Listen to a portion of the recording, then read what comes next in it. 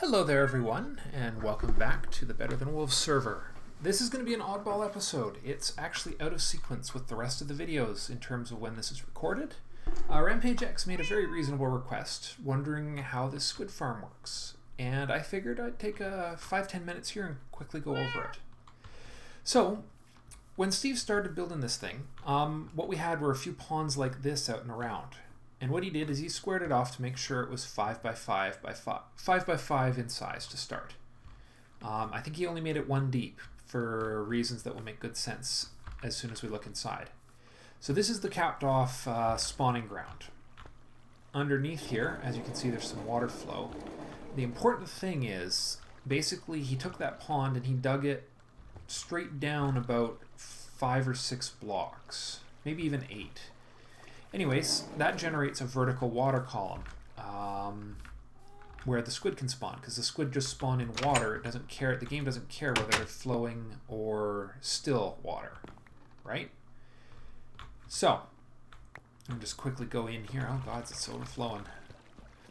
So here's the spawning. So here it is. So that's about 5 blocks deep.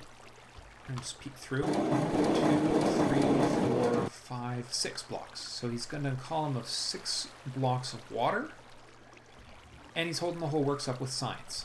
So this is a row of sign-supported signs, the usual method for holding up water in Minecraft.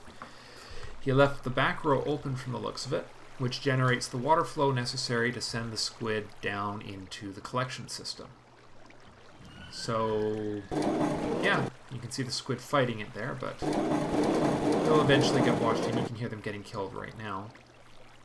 Of course, they also don't have, I don't think they have the same spawning rules as other creatures do, so it works pretty well for us. Anyways, they get sucked into the saw here. There goes their stuff. And then we've just got a series of hoppers. The hardest part was dealing with how, there's those glands that are needed for potion making. The weight of different things, trying to sort them. It turned out squid ink sacs are heavy.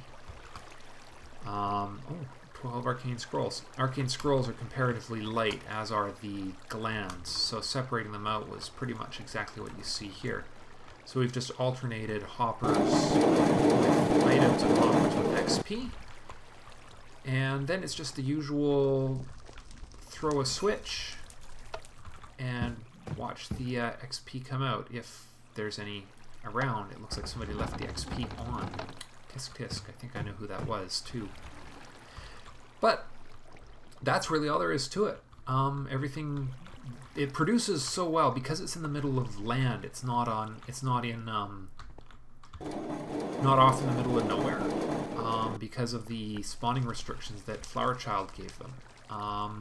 There's nowhere else for them to spawn, because we're on land here.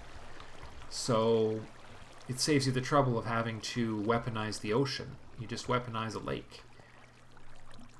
And yeah, it produces a copious amount of stuff, as you can see. I mean, we have more of these glands already stored up at the base than we know what to do with, because each one of these will produce 3 healing potions. So, I guess the water stream has a problem. I wonder.